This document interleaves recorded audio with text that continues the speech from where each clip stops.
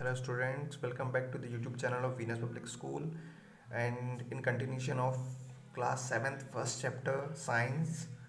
We have already discussed the heterotrophic plants like parasitic plants and saprophytic plants, and today we are going to continue with the next two heterotrophic plants like insectivorous plants and symbiotic plants. Okay, so let us begin with insectivorous plants.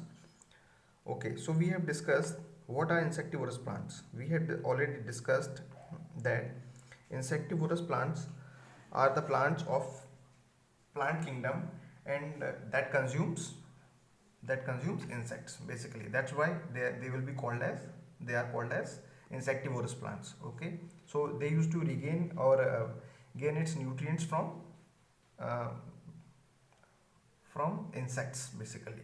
Okay, so they used to consume them. Now, as we know, the plants don't have the mouth, the belly, and etc. So how they used to do it? Okay, so let us see. So for the better understanding, we need to first of all we need to understand see the some examples, and along with the examples and the pictures we'll be able to understand it. Okay, so there are two main examples, the common examples of insectivorous plants. Number one is Venus flytrap, and number two is pitcher plant. Okay, and before moving further, we need to understand the diagram here. Okay, so this is a pitcher plant. Here, this is a leaf. Okay, this is a pitcher shaped leaf, Okay, and this leaf there is a lid over there. Okay, as you can see, there is a lid over there, and this is the empty mouth. This is the mouth of the pitcher leaf. Basically, whenever the fly comes in and sit over here, what happens? This lid or this flip get closed, and what happens? This fly remains trapped inside the pitcher plant, inside the leaf of the pitcher plant, and where this pitcher plant leaf basically used to close its mouth and uh, started releasing some digestive juices, and due to which this insect like get trapped in it, get entangled in it, and uh, it will lead to death, and it will be decomposed off, it will be consumed off basically. Okay, so this is how pitcher plant work. Okay, so there is no belly, there is no mouth. Instead, it is consuming it and absorbing digesting it. And how it is doing it? It is doing like this lid get opened near, normally it get opened whenever some flies or some other insects used to come and sit over here. Okay, this get closed, and this insect get entangled and remains and get trapped inside it, and will be consumed, will be decomposed through the digestive juices, clear, which are released inside the pitcher plant. Okay, and this is Venus honey trap. This is a picture of Venus honey trap. Basically, this is the leaf of Venus honey trap. This picture is showing the leaf of Venus honey trap plant, where this leaf is having this wide opening mouth like structure. Okay, this is wide opened mouth like structure. In this structure, what happens? Okay, this is like, it is like this, clear.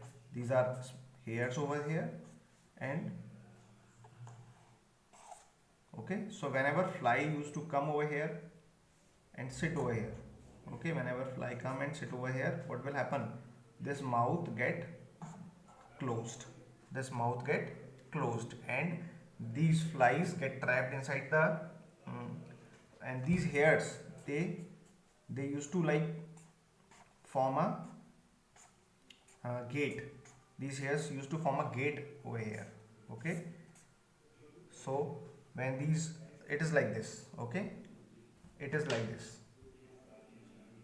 clear. So whenever flies comes in, these hair like structure, they used to trap the fly, and through these walls digestive juices used to release, and through these that digestive juices, this particular flies or get consumed and get mixed with the plant, and this is how they used to form do it. This is how, that is why they are called insectivorous plants. Okay, here we need to understand, here we need to make like keep one more thing in our mind, that is maybe these plants may be green or may not be green. Okay, clear? May be green or may not be green, insectivorous plants. Clear? So now after this, the another method is, the last heterotrophic kind of plants are symbiotic plants. Okay, we also call them symbiosis. Okay, and as we have discussed, symbiotic plants are such kind of plants which used to share the resources mutually. Basically it is similar to the first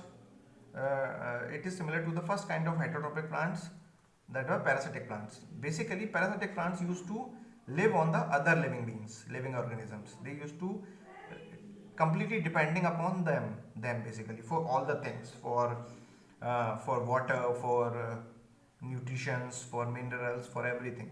They don't do anything, they don't synthesize anything. In parasitic plants they just get attached with the host plant, and they take everything from the host. Whereas in case of symbiotic plants, what is happening, it is mutual. Basically they used to get attached with the host plant, and here they are using the resources, they are sharing the resources mutually. Okay, suppose like, so here we are not call the one plant as host plant. Okay, basically both are host for each other. Clear? So in symbiotic plants get associated with the other living organisms, organic matters. Okay, and they used to, for their mutual benefit, they used to share resources. Clear? Like if A get attached with B, or B get attached, suppose B is a symbiotic plant and A is a normal plant. Clear? So B get attached with A, and along with attaching they used to share the resources. Clear? They provide something to B provides something to A, and A provides something to B. Let us understand it with a example, common example. So here alga is a autotrophic plant. Okay, and fungus is a saprophytic plant. Okay, so here when alga and fungi get together, attach together, what they used to do, because alga is a saprophytic plant, alga is a autotrophic plant, so alga used to produce the food by its own, and it used to use this food for its own growth, as well as it provides some share of food to fungus.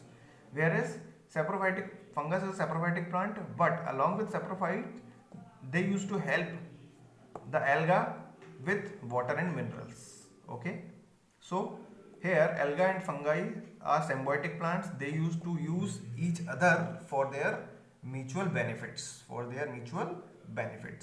Alga is providing food to the fungus, and fungus providing water and minerals to the alga. So this is how, so mutual benefit relation is called symbiosis. Basically mutual benefit relation is called symbiosis. Clear? Okay, so there is only one topic left after this, that is nutrients, replenishing of nutrition in plants, nutrients in plants, in soil, replenishing of in the soil. Only this topic is left in this chapter, and after that we will continue with the next chapter, which is chapter number 13. Clear? So thank you for the day.